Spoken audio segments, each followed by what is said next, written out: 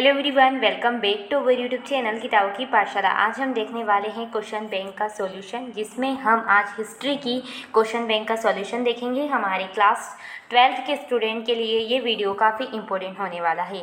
So friend, हम कक्षा 12वीं इतिहास की क्वेश्चन बैंक की सीरीज़ को कंटिन्यू कर रहे हैं, जिसमें हमने राजा, किसान और नगर वाला चैप्टर कंप्लीट कर लिया है। बंधुत्व, जाति तथा वर्ग का चैप्टर भी कंप्लीट है। उसके साथ साथ विचारक, विश्वास और इमारतें चैप्टर भी हमारा कंप्लीट है।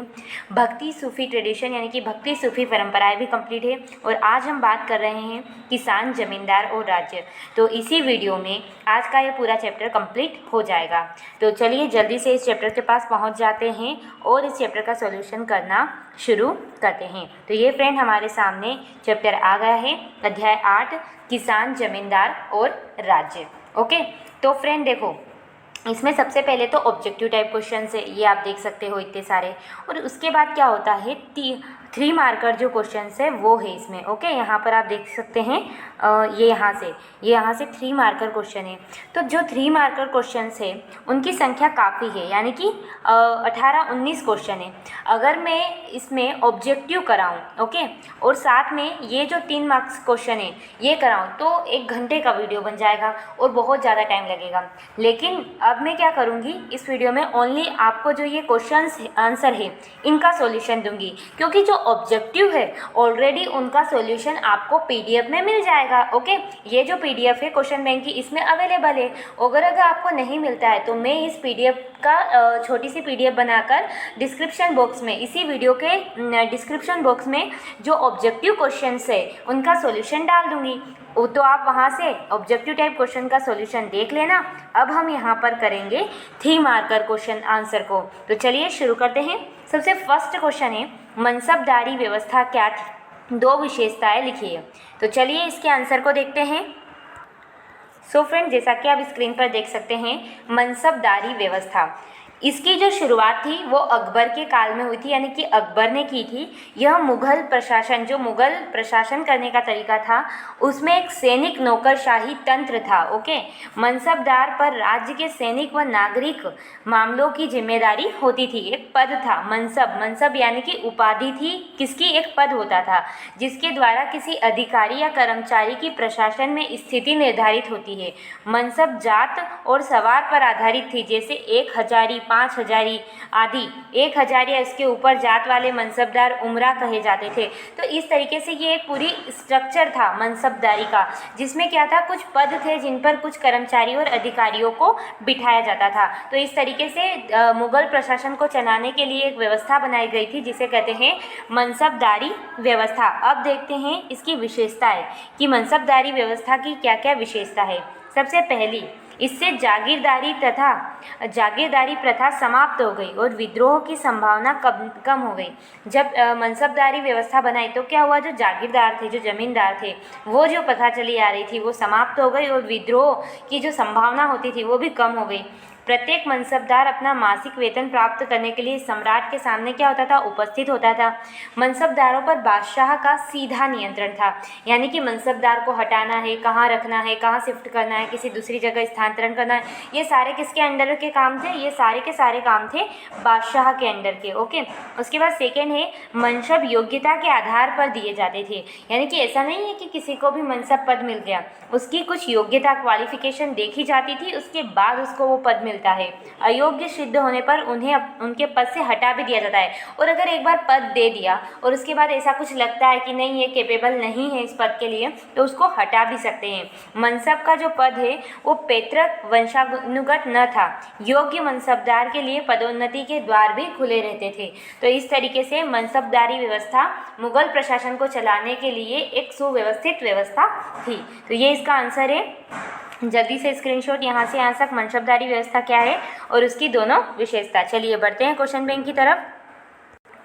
सो फ्रेंड, अब अगला प्रश्न है, सराफ कौन थे और क्या कार्य करते थे? तो सराफ किसे कहते हैं और इनका क्या वर्क था वो देखना है। तो चलिए इसके आंसर को देखते हैं। सो फ्रेंड, जैसा कि आप स्क्रीन पर देख सकते हैं, एक बैंकर की तरह हवाला भुगतान करने वाला व्यक्ति सराफ कहलाता है। यानी कि एक बैंकर जो होता है उसकी तरीके से जो काम करता है उसे क्या कहते थे? सराफ कहते थे। और ये प्राय बड़े गाँव में मिलते थे, छोटे छोटे गाँव में नहीं रहते थे। ये क्या करते थे? अपनी मर्जी के अनुसार पैसे के मुकाबले रुपये की कीमत और कौड़ियों के मुकाबले पैसे की कीमत बढ़ा देते थे। यानी कि एक बैंकर के जैसा ही इनका काम था। ये पैसे के मुकाबले रुपये की कीमत बढ़ा देंगे और कौड़ियाँ जो होती है तो उन कौड़ियों के मुकाबले पैसे की कीमत बढ़ाने का काम करते थे। तो इन व्यक्तियों को सराफ कहते थे। तो जल्दी से इसका स्क्रीनशॉट ले लीजिए। चलिए बढ़ते हैं अगले क्वेश्चन की तरफ। सो फ्रेंड, अब हमारा अगला प्रश्न है प्रश्न क्रमांक 3। भारत में मुगल काल के समय चांदी के बहाव के कौन कौन से कारण थे? यानी कि मुगल काल के टाइम पर इंडिया में किस तरीके से चांदी आई उसके बारे में हमें बताना है। तो चलिए इसके आंसर को देख लेते हैं।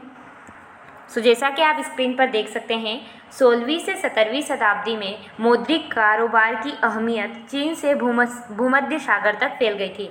यानी कि मुद्रा से जो कारोबार करने की अहमियत है वो 16वीं से 17वीं शताब्दी के टाइम पर चीन से लेकर भूमध्य सागर तक फैल गई थी। अनेक नई वस्तुओं का व्यापार भी शुरू हुआ था। भारत से अनेक वस्तुओं का क्या होने लगा था? निर्यात किया जाने लगा था। इस व्यापार के फलस्वरूप एशिया में क्या हुआ? भारी मात्रा में चांदी आने लगी। इसका अधिकांश हिस्सा क्या हो गया? भारत पहुंच गया। और भारत में अब चांदी के सिक्के बनाए जाने लगे और भारत का अंतर्राष्ट्रीय व्यापार तेज हो गया। लगातार बढ़ते व्यापार के साथ भारत में निर्यात होने वाली वस्तुओं का भुगतान करने के लिए एशिया में भारी मात्रा में चांदी आई। यानी कि जब हम इंडिया से कोई भी माल है वो दूसरे देशों को दे रहे थे तो वो दूसरे देश के इलाके जो है वो हमें चांदी दे रहे थे। इस चांदी का एक बड़ा हिस्सा भारत की तरफ खींच गया। इसी तरीके से यह भारत के लिए अच्छा था क्योंकि यहाँ चांदी प्राकृतिक संसाधन नहीं थे। इस प्रकार अर्थव्यवस्था में मुद्रा संचार बढ़ा और सिक्कों की ढलाई होने लगी और भारत में चांदी का बहाव शुरू हो गया। ओके, तो व्यापार के कारण जब व्यापार बढ़ा 16वीं 17वीं शताब्दी में तो उसी कारण से भारत में चांदी आई। तो ये इसका आंसर होने वाला है। तो जल्दी से इसका स्क्रीनशॉट ले लीजिए। चलिए बढ़ते हैं अगले क्वेश्चन की तरफ। सो फ्रेंड, अब हमारा अगला प्रश्न है प्रश्न क्रमांक 4। जीनस ए कामिल को मुगल काल में क्यों महत्व दिया जाता था? यानी कि मुगल काल में जीनस ए कामिल को क्यों महत्व दिया जाता है? इससे पहले हमें ये समझना है कि जीनस ए कामिल क्या है। तो चलिए इसके आंसर को अच्छे से समझते हैं और आंसर को देख भी लेते हैं। सो जैसा कि आप स्क्रीन पर देख सकते हैं, यहाँ पर सबसे शुरू में मुगल काल में खाद्यान्न फसलों पर जोर दिया जाता था, परंतु नकदी फसलों की भी खेती की जाती थी। प्राप्त इन्हीं स्रोतों में इन्हें जीनस ए कामिल यानी कि सर्वोत्तम फसलें कहा गया। यानी कि जो नकदी फसल होती है, जो व्यापारिक फसल होती थी, ओके, उनको ही जीनस ए कामिल कहा जाता था मुगल काल में। अब आपको समझ में आ गया कि जीनस ए कामिल किसे कहा जाता था? तो मुगल काल में जो व्यापारिक फसलें होती थी जैसे कि गन्ना हुआ, कपास, तिलहन, दलहन आदि, इनको जीनस ए कामिल या फिर सर्वोत्तम फसलें कहा जाता था। अब इनको क्या महत्व था उस टाइम पे? तो देखो, गन्ना, कपास ऐसी मुख्य फसलें थी जो मध्य भारत और दक्कनी पठार के क्षेत्र में कपास उगाया जाता था, जबकि बंगाल के गन्ना उगाया जाता था। कई राज्यों में तिलहन और दलहन की खेती की जाती थी, ये भी नकदी फसल थी। तो इन नकदी फसलों का क्या महत्व था, हमें ये बताना है। तो देखो, इनसे राज्य को पर्याप्त आय प्राप्त होती थी। कैसे? अर्थात इनसे अधिक राजस्व की प्राप्ति होती थी, क्योंकि ये नकदी फसल थी, व्यापार करते थे, तो जिसकी वजह से अधिक राजस्व मिलता था। अतः इसीलिए ऐसी फसलों को बढ़ावा दिया जाता था। इसीलिए जीनस ए कामिल का मुगल काल में महत्व था। तो ये इसका आंसर है। जल्दी से इसका स्क्रीनशॉट ले लीजिए। सो फ्रेंड, अब अगला प्रश्न है हमारे सामने प्रश्न क्रमांक 5। मुगल काल में महिलाओं का कृषि कार्य में क्या योगदान था? यानी कि जब मुगल काल चल रहा था तो महिलाएं कृषि का कार्य करती थी, और करती थी तो कितना कुछ क्या क्या करती थी, हमें ये बताना है। तो चलिए इसके आंसर को देख लेते हैं। सो फ्रेंड, जैसा कि आप स्क्रीन पर देख पा रहे होंगे, कृषि में महिलाओं की भूमिका। सबसे पहले भारत में कई समाजों में कृषि कार्य में मर्द और महिलाएं कंधे से कंधा मिलाकर कार्य करते हैं, और आज भी ये चीज़ है। मर्द खेत जोतते हैं, महिलाएं बुआई, निराई, कटाई के साथ साथ पकी हुई फसल का दाना निकालने का काम भी करती थी। तो महिलाएं मुगल काल में और आज भी करती है, कंधे से कंधे मिलाकर मर्दों के, और पूरी तरीके से खेतों में अपना योगदान देती थी। दूसरा, महिलाएं संसाधन, श्रम कर्म और उत्पादन का हिस्सा थी, परंतु जैव वैज्ञानिक क्रियाओं को लेकर लोगों के मन में पूर्वाग्रह बने हुए थे। यानी कि जो वहाँ की महिलाएं थी मुगल काल में, उस टाइम पे क्या होता था, जो भी संसाधन उपयोग हो रहे थे, श्रम हो रहा था, उसमें तो महिलाओं को काम करने दिया जाता था, लेकिन जो जैव वैज्ञानिक क्रियाएं होती है, यानी कि पौधों को उगाना, उनका उस चीज़ के लिए क्या किया जाता था, लोगों के मन में पूर्वाग्रह था, प्री जजिंग थी, या फिर कह सकते हैं कि वो स्टीरियोटाइप लोग थे। उन उदाहरण के लिए पश्चिम भारत में ऐसा माना जाता है, जब रजस्वला होता है औरत को, तो हल या कुम्हार का चाक छूने से उसे मना कर दिया जाता है।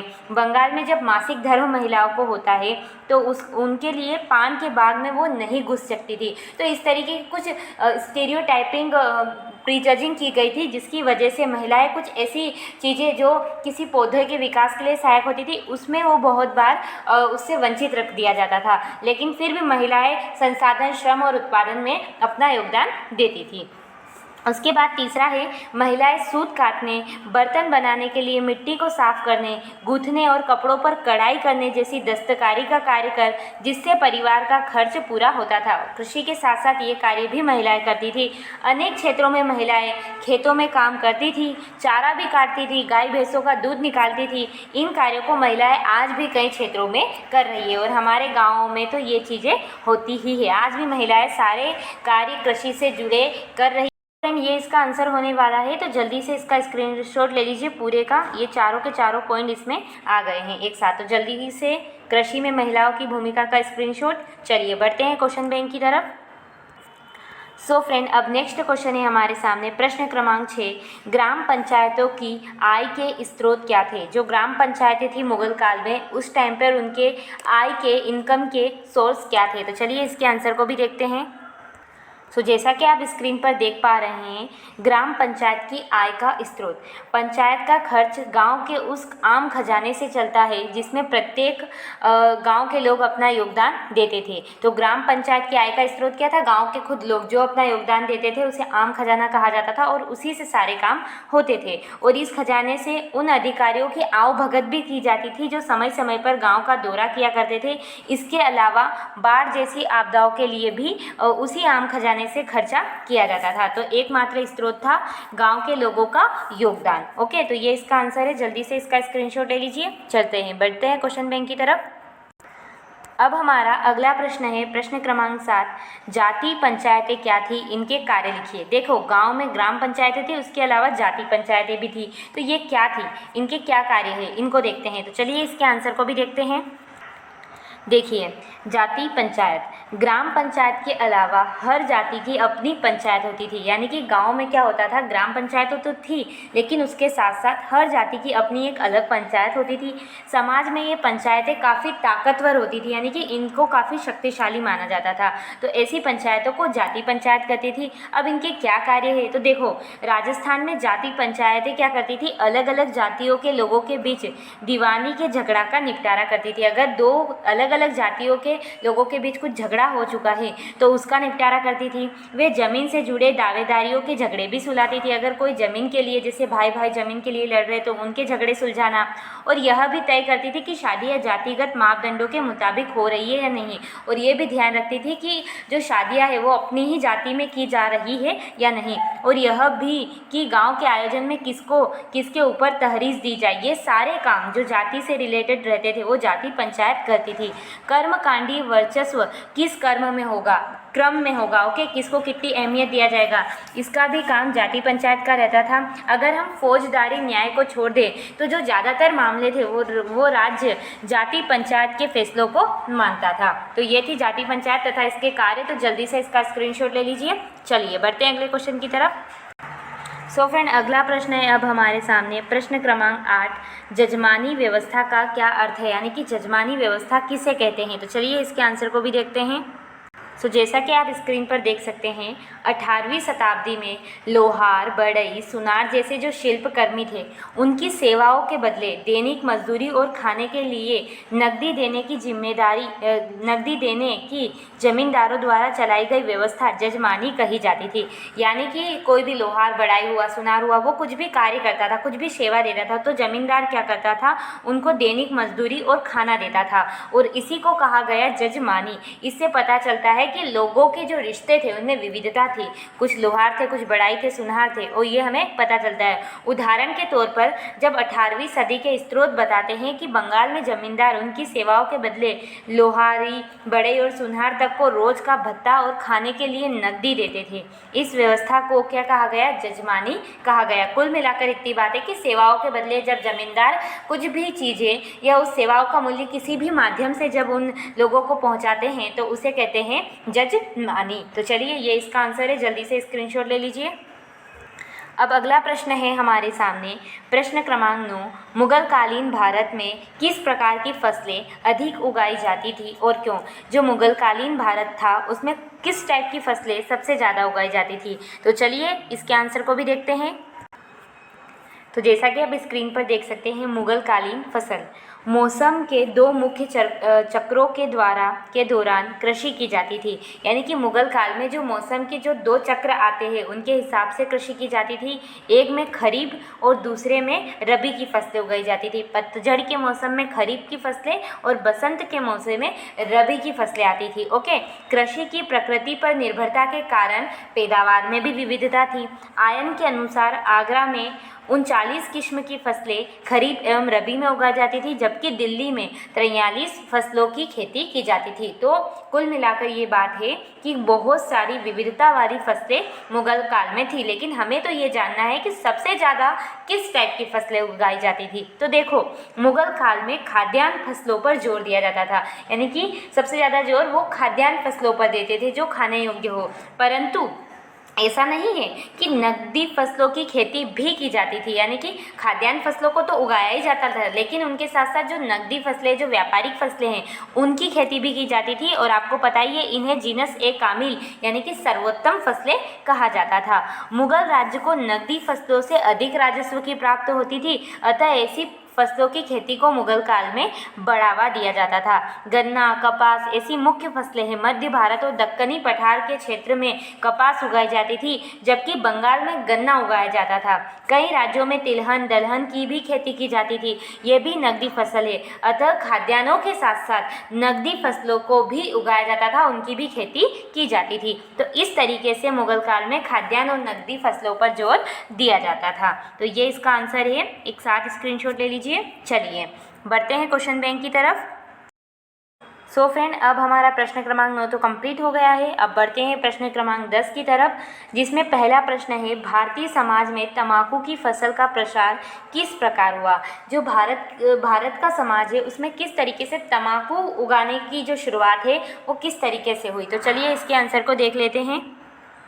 सो जैसा कि आप स्क्रीन पर देख सकते हैं, भारत में तंबाकू का प्रसार क्या होता है, ये जो पौधा है ये सबसे पहले दक्कन पहुंचा था, जो दक्कन के इलाका है वहाँ से 17वीं शताब्दी के आरंभिक वर्षों में इसे उत्तर भारत में ला गया।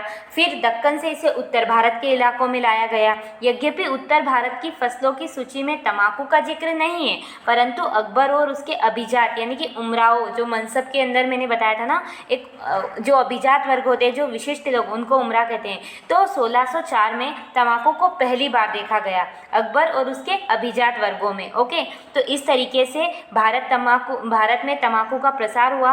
इसी काल में तंबाकू का धूम्रपान, हुक्के या चिलम जिसे बोलते हैं, करने की लत भी शुरू हो गई। जहांगीर द्वारा इस बुरी आदत पर पाबंदी लगाए जाने के बाद भी तंबाकू के सेवन में कमी नहीं आई और 17वीं शताब्दी के अंत तक तंबाकू ने पूरे भारत में खेती और व्यापार और उपयोग की मुख्य वस्तुओं में अपना स्थान बना लिया। तो इस तरीके से भारत में तंबाकू का प्रसार हुआ। सबसे पहले ये पौधा कहाँ आया था? तो दक्कन पहुँचा था, उसके बाद उत्तर भारत में पहुँचा, फिर धीरे धीरे लोगों को इसकी लत लग गई और फिर लोगों ने इसका खेती और व्यापार करना शुरू कर दिया और इस तरीके से भारत में तंबाकू का प्रसार हो गया। तो ये इसका आंसर है। जल्दी से एक साथ स्क्रीनशॉट। चलिए बढ़ते हैं क्वेश्चन बैंक की तरफ। तो फ्रेंड, अब हमारे सामने अगला प्रश्न है, प्रश्न क्रमांक 11, 16वीं एवं 17वीं सदी में जंगलवासियों की ज़िंदगी किस तरीके से बदल गई थी? जो 16वीं और 17वीं सदी का टाइम था, उस टाइम पर जो जंगल के लोग रहते थे, जंगलवासी थे, उनकी लाइफ में क्या चेंज आए, ये हमें देखना है। तो चलिए इसके आंसर को देखते हैं। तो जैसा कि आप स्क्रीन पर देख सकते हैं, 16वीं व 17वीं सदी में जंगलवासियों के जीवन में निम्नलिखित बदलाव आए। सबसे पहला क्या हुआ, जंगल के जो उत्पादक थे जैसे शहद हुआ, मधुमोम हुआ, लोक हुआ, उनकी जो मांग थी वो बढ़ने लगी, जिससे उनकी आमदनी में इजाफा हुआ। लाख जैसी कुछ वस्तुओं का विदेशों में निर्यात भी होने लगा। तो सबसे पहले क्या हुआ, उनकी आमदनी, उनकी जो आय है वो बढ़ने लगी, क्योंकि जो जंगल की वस्तुएं थी, शहद, मधुमोम, उनकी जो डिमांड है वो बढ़ने लगी थी। दूसरा, भारी संख्या में हाथी पकड़कर बेचने का कारोबार भी बढ़ने लगा। जो जंगल के लोग थे, जंगल में जो हाथी घूमते थे, उनको पकड़ कर उनको बेचने का जो कारोबार है वो भी बढ़ने लगा था। जंगलवासियों में पंजाब के जो लोहानी कबीले की तरह कुछ लोग भारत और अफगानिस्तान के बीच होने वाले जमीनी व्यापार में लग गए।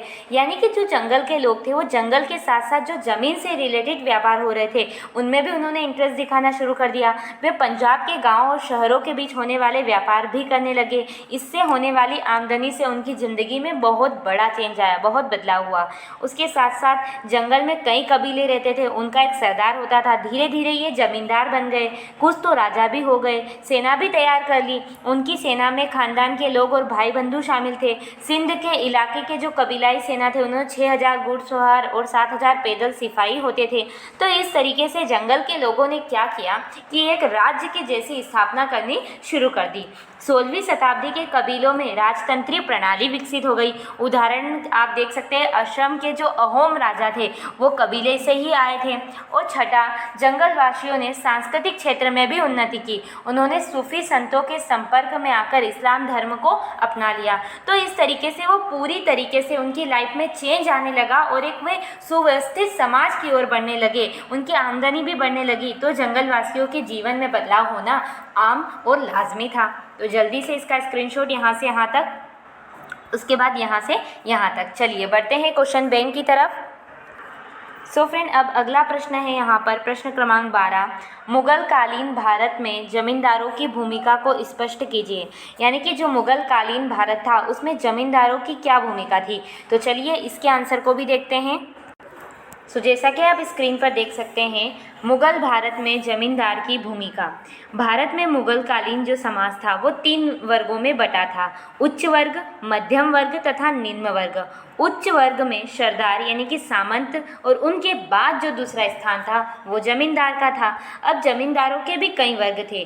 प्राय जमींदारों को अपनी जमीन में बसे किसानों के साथ जाति या कबीले का संबंध होता था। जो जमींदार होते थे उनका अपनी ज़मीन में जो भी किसान बसे हैं उनके साथ जाति या कबीले का संबंध होता था। जाति या कबीले का मुखिया होने के कारण उनका अपनी जमींदारी में बड़ा मान था। आर्थिक दृष्टि से भी ये लोग काफ़ी शक्तिशाली होते थे। योग्य शासक इन जमींदारों की उपेक्षा करने तथा उनकी शत्रुता मोल लेने की कोशिश नहीं करते थे। भले जमींदार किसानों के दुख सुख में भाग लेते थे, किसान भी उन्हें जी जान से चाहते थे। तो ये जमींदार जो थे वो काफ़ी प्रचलित लोग थे, काफ़ी शक्तिशाली लोग थे। वो किसानों की मदद करते थे, किस तरीके से, ऋण देकर या फिर अपनी ज़मीन पर किसानी करवाकर। ओके, तो इस तरीके से जमींदार रहते थे। अब इनकी भूमिका, साथ ही कई जमींदार काफ़ी शक्तिशाली तो थे। वे अपनी हैसियत तथा शक्ति के अनुसार सशस्त्र सेना यानी कि सेना रखने का काम भी करते थे और किलों में रहते थे, यानी बड़े बड़े महलों में रहते थे। आईने अकबरी है जिसके लेखक अबुल फजल है, उसके अनुसार जमींदार जो थे और छोटे राजा थे उनके पास लगभग 3 लाख पैदल सवार सैनिक, उसके साथ साथ 42 लाख के लगभग पैदल सैनिक और 1,863 के समक्ष हाथी थे और 4,260 उनके पास तोपें रहती थी, छोटे राजाओं के पास या छोटे जमींदारों के पास। इन सारी सेनाओं को एक समय पर एक स्थान पर एकत्रित करना कठिन था, क्योंकि जमींदार एक स्थान पर नहीं रहते थे। तो इस तरीके से काफ़ी पावरफुल थे जमींदार। अब जमींदारों का क्या कार्य था, तो कई जमींदार गांवों से लगान वसूल करते थे। ये जो अधिकार है ये वंशानुगत था। लगान वसूली का क्षेत्र उनकी जमींदारी या तालुक कहा जाता था। जमींदारों को उनके द्वारा वसूल किए गए लगान का 5% से 10% भाग देना पड़ता था। विशेष परिस्थितियों में यह कमीशन 25% तक पहुंच जाता था। तो ये सारे काम जमींदार करते थे। तो इस तरीके से मुगल काल में जमींदारों का अपना एक महत्वपूर्ण स्थान था, अपनी एक महत्वपूर्ण सामाजिक प्रतिष्ठा था और एक आर्थिक रूप से भी काफ़ी जमींदार मुगल काल में संपन्न थे। तो ये इसका आंसर है। जल्दी से स्क्रीनशॉट यहाँ से यहाँ तक का उसके बाद उसके आगे का। चलिए बढ़ते हैं क्वेश्चन बैंक की तरफ। अब अगला प्रश्न है प्रश्न क्रमांक 13। आपके मुताबिक कृषि समाज में सामाजिक व आर्थिक संबंधों को प्रभावित करने में जाति किस हद तक एक कारक थी? यानी कि जो जाति है वो किस तरीके से समाज में सामाजिक व आर्थिक संबंधों को कृषि समाज में प्रभावित करती थी, ये हमें बताना है। तो चलिए इसके आंसर को देखते हैं। जैसा कि आप स्क्रीन पर देख सकते हैं, कृषि समाज में सामाजिक व आर्थिक संबंधों पर जाति का प्रभाव। सबसे पहले खेतीहर किसान प्राय अपने कृषि कार्य में लगे हुए थे। उनके समूह की अपनी विशिष्टता थी, परंतु जाति तत्व के कारण वे कई समूह में विभाजित हो जाते थे। तो जाति के कारण क्या होता था, लोग कई ज़्यादा ग्रुप में बढ़ जाते थे। दूसरा, खेतों की जुताई से संबंध नीच कार्य करने वाले लोगों को निम्न जाति का समझा जाता था। इसमें खेतों में मजदूरी करने वाले भी सम्मिलित थे। कुछ लोगों को नीच कार्य दिए जाते थे और उन्हें निम्न जाति का समझा जाता था। यद्यपि भारत में कृषि योग्य भूमि अधिक थी, फिर भी कुछ जातियों के लोगों को सिर्फ नीच समझे जाने वाले काम ही दिए जाते थे। इस प्रकार वे गरीब रहने के लिए विवश हो गए थे। ओके, उसके अलावा गाँव में कृषि में निम्न कार्य करने की तादाद अधिक थी। इनके पास संसाधन सबसे कम थे और ये जाति व्यवस्था की पाबंदियों से बने थे। इनकी हालत आधुनिक युग के जो दलित थे उनसे भी कहीं ज़्यादा अधिक खराब थी। जाति का प्रभाव मुस्लिम समाज पर भी पड़ा। मुस्लिम समुदायों में हलाल खोरान जैसे नीच कामों में जुड़े समूह गांव की सीमा से बाहर ही रह सकते थे। उसके साथ साथ जाति का प्रभाव निचले तबकों पर भी अधिक पड़ा, जो निचले तबके के लोग थे, परंतु बीच के तबकों पर कम तथा राजपूत भी किसान थे, परंतु उनकी सामाजिक हैसियत अच्छी थी। जाट भी किसान थे, लेकिन जाति व्यवस्था में उनकी जगह राजपूतों के मुकाबले क्या थी, नीची थी। लेकिन इस तरीके से जाति का लोगों पर समाज व आर्थिक प्रभाव देखने को हमें मिला है। तो ये इसका आंसर है। यहाँ से यहाँ तक स्क्रीनशॉट, पहले 3 पॉइंट का, फिर इन 3 पॉइंट का। चलिए बढ़ते हैं अगले क्वेश्चन की तरफ। तो अब हमारे सामने अगला प्रश्न आता है प्रश्न क्रमांक 14। बटाई प्रणाली को समझाइए। बटाई प्रणाली क्या थी, चलिए इसको देखते हैं।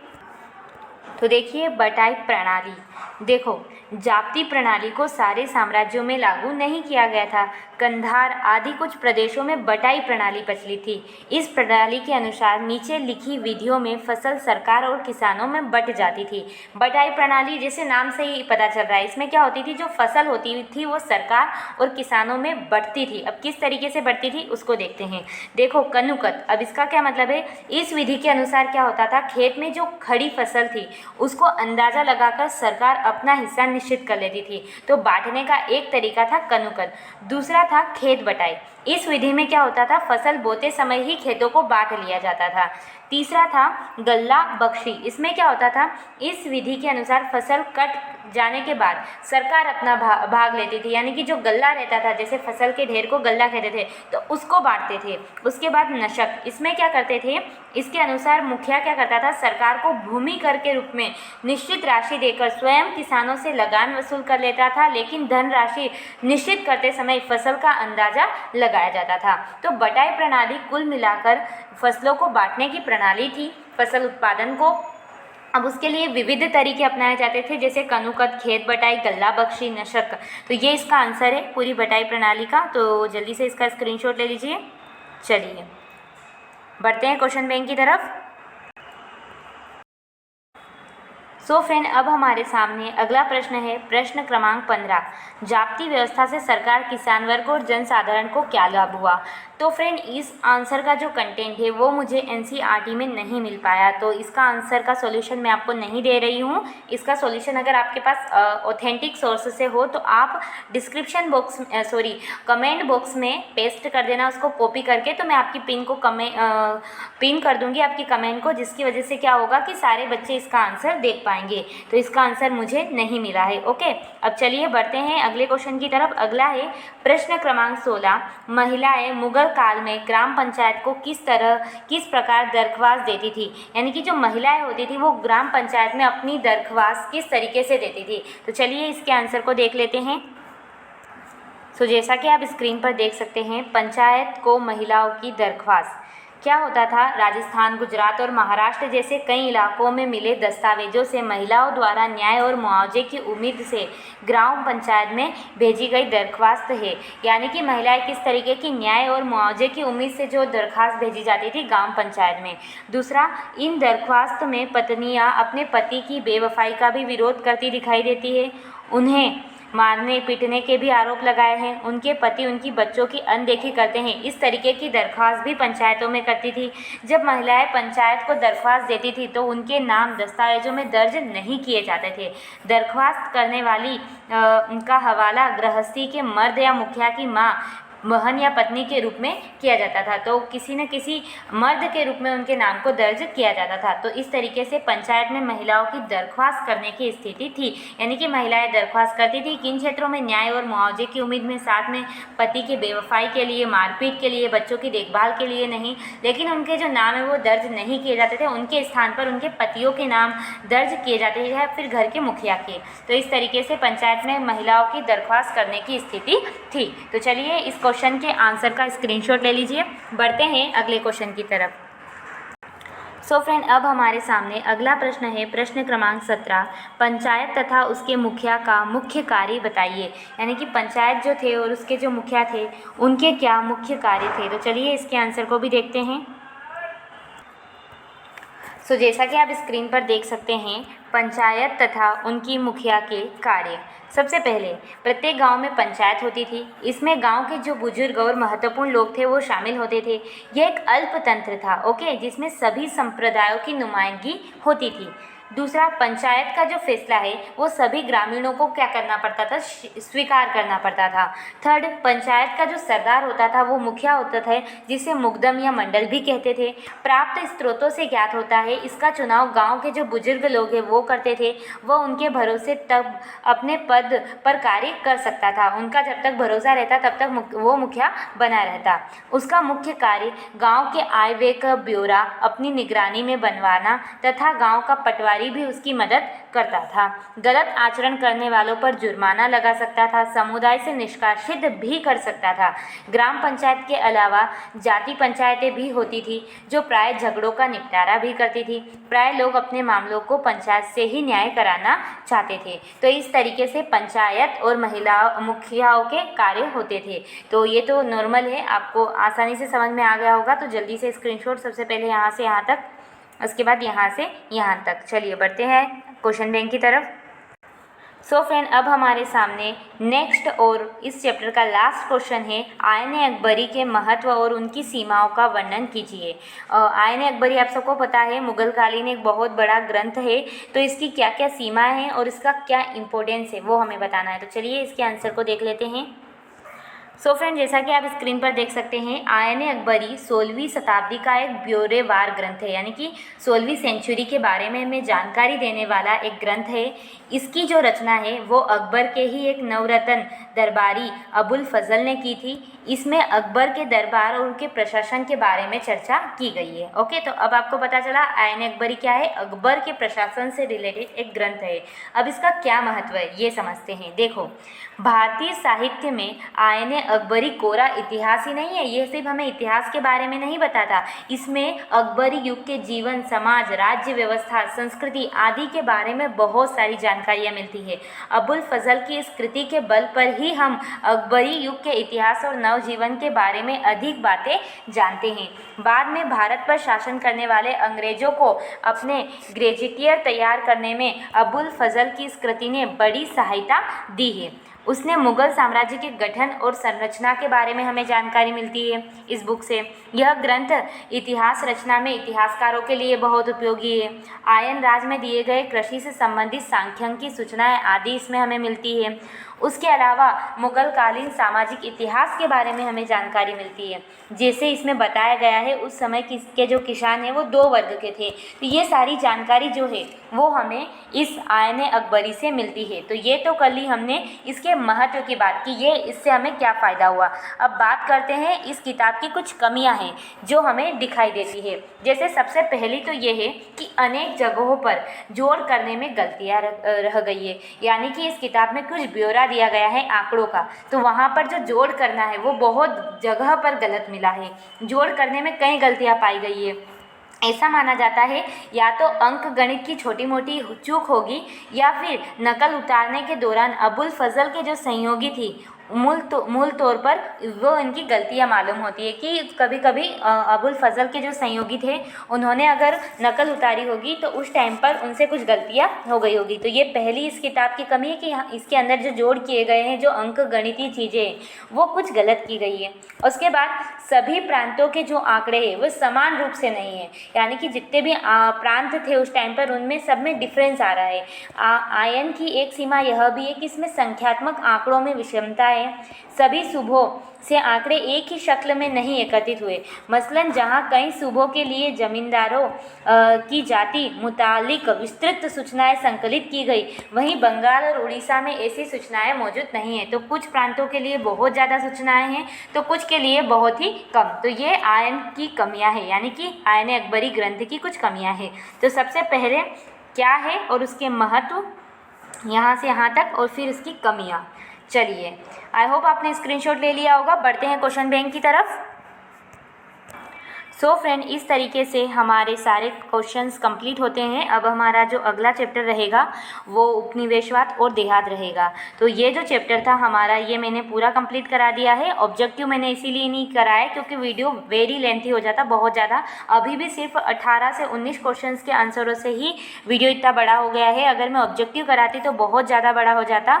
आई होप आप इस बात को समझेंगे। लेकिन ऑब्जेक्टिव के आंसर की जो PDF है मैं आपको डिस्क्रिप्शन बॉक्स में दे दूँगी, तो आप वहाँ जाकर उसे डाउनलोड कर लेना। इस वीडियो से आपकी कोई भी हेल्प हुई हो तो इस वीडियो को लाइक करें, शेयर करें अपने फ्रेंड्स के साथ, एंड कोई भी क्वेरी हो तो कमेंट बॉक्स में लिखें। Subscribe this channel. Thanks for watching. धन्यवाद।